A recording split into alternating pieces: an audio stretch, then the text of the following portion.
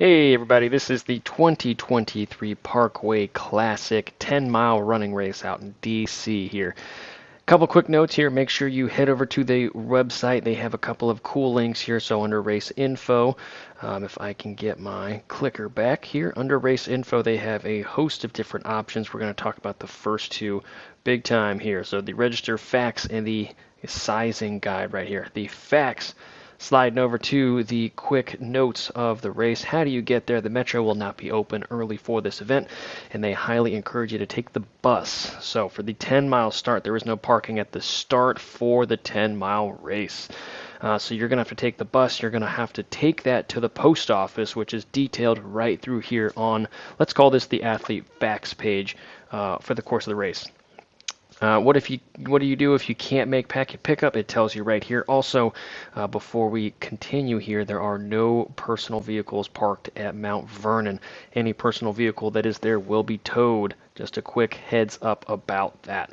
Where is the start line? 10-mile start line is at Mount Vernon. We have time limits. You can run with your dog as long as it's on a 5-foot non-retractable leash. Strollers are also welcome as long as they start in the back of the pack. No fun. They also have to defer to other runners out there. So this is the Parkway Classic map, starting over at Mount Vernon. You're going to wind yourself along the Potomac River right here. You're going to actually go underneath the highway here. You're going to finish right in cool, neat Old Town right in there.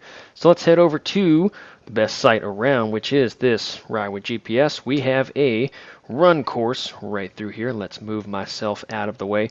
Couple of quick things that you will note out here on race day. This first mile right through here, that is going to be very, very, very fast. The next big section out on course that we are going to be talking about is that mile 1 to 4 right through there. This is going to be a big key out on course. A bigger key is going to be the top section right through here.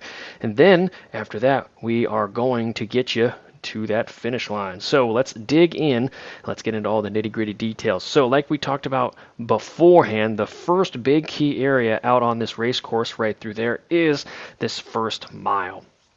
Now, it's very characteristic of this race course for it to be a super fast start, and that is for a couple of different reasons. It's a highly competitive environment out there, and number two, large portion of that first mile is downhill, coupled with the fact that it's the very first mile. Adrenaline's going to be up there. You're going to be trying to navigate in and out of people, and it is going to be a very aggressive start, or at least it typically is. I caution you, if you are going on the faster side, then make sure that you are being aware of your running form, being aware of actively what you are doing out on race day, okay? If you just go with the flow and just kind of get down the road with everybody else and doing what everybody else is doing, you're going to have the same result as everybody else. So don't be like everybody else. And if you do have to run with the pack a little bit, be aware of what you're doing, watching your heart rate, your power, your pace, cadence, all of that, and so you can be better off later on. Now, the next big key out on this race course is that mile 1, and I would argue all the way up to mile 4 right through there. So that section that we are talking about. Within this section, there are a couple of very, very key areas for you to note. The first one, right through there, that is going to be a very, very important section, mile 1, 1.5. That's going to be the first place, real place, that you can kind of gain ground on people. It's not going to be as easy as you think, and the best thing that you could possibly do here is limit the damage that has happened in that first mile. You don't want to put all your eggs in one basket, necessarily catching those people right away that you let go at the very beginning, but if you can at least limit how far they are getting in front of you, that would be very, very beneficial for later on. This next downhill section, let's call that about a mile right here to mile 2.5. This area right here is another key section out on the race course that you should minimize the damage that your competitors are putting on you or you are putting on someone else. Again, it's going to be a faster section through here, and if we get our clicker back, you can see that this really wraps around till the bulk of that Potomac River right through here. Vacating right there, Fort Hunt right there.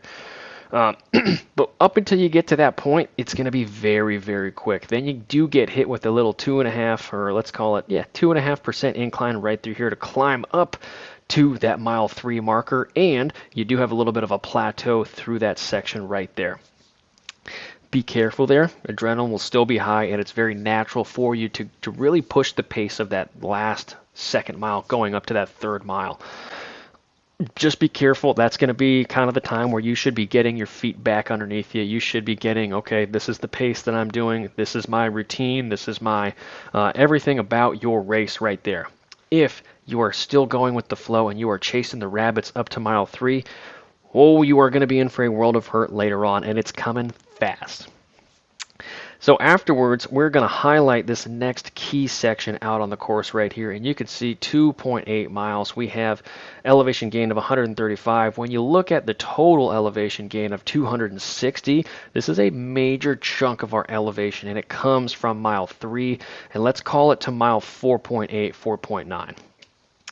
So how do you attack this area? Well, if you have done the lead up to this point and you are not totally crushed, happy days for you. If you just ignored everything that we talked about beforehand and you arrive at mile 3 and you are really crushed, this is going to be a very tough section for you. So what you do, you're going to run your pace.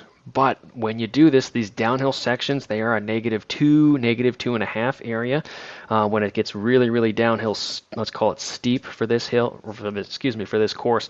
So what you do there is use the gravity to your advantage. You're going to use the gravity and springboard up a little bit of this hill, right? And again, looking at these elevation profiles, you are going to experience some 3%ers in here and some 2, 2.5s. And this one's going to be, it's going to be tough. I'm not going to lie to you.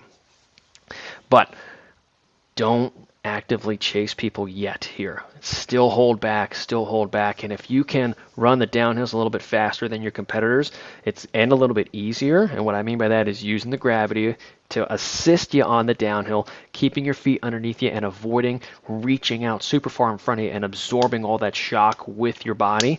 If you can avoid doing those things, then use the gravity to help you land underneath you and generate that free speed on the downhills. You are going to be catching people by the time you get to mile 3.5, 3.6, which is where the meat and potatoes of this course are. So we are going to highlight this. This is our big key out on course right here.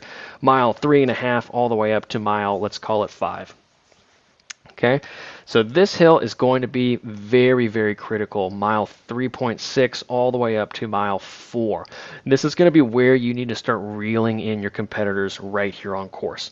If you fail to do that here, it's going to be very, very difficult to really rein them in later on. And you don't have to totally do it here, but this is an area where you can afford to push the pace a little bit here.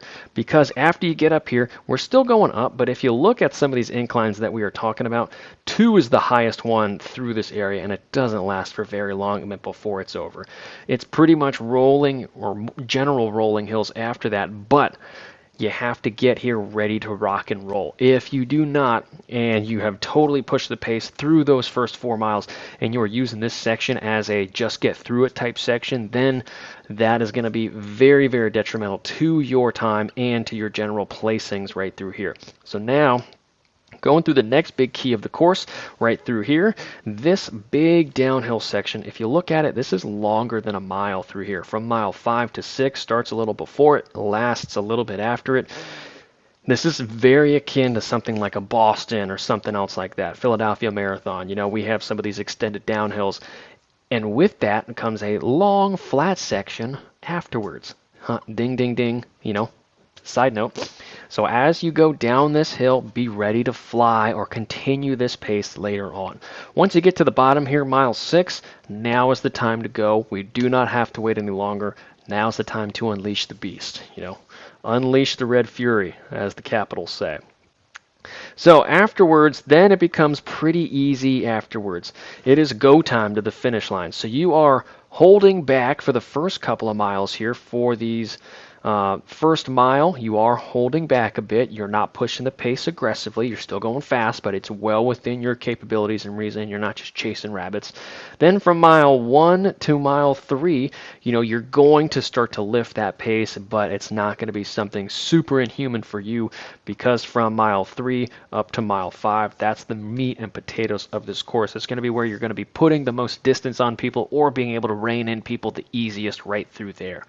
Mile 5 to mile 6, that is a big key downhill section. If you can keep moving there, you're going to catch people, or you're going to put some places away from catching you on some of these flats. From mile 6, not going to lie to you, pretty much to mile 10, the finish, it's go time. it is go time. I would use these first couple of miles to get ready, get set. If you are going to have a gel, I would have it probably in this area right through here. So you can actually use it in your body later on in this section right through here. Okay, now all of this to say, if it is a very, very cold day, you're probably going to want to pack the arm sleeves, something that you can just throw away if you don't need them. But that is the Parkway Classic 10 miler in a nutshell here. So if you have any questions, please reach out and I'll be happy to talk about this race a bit more in detail with you.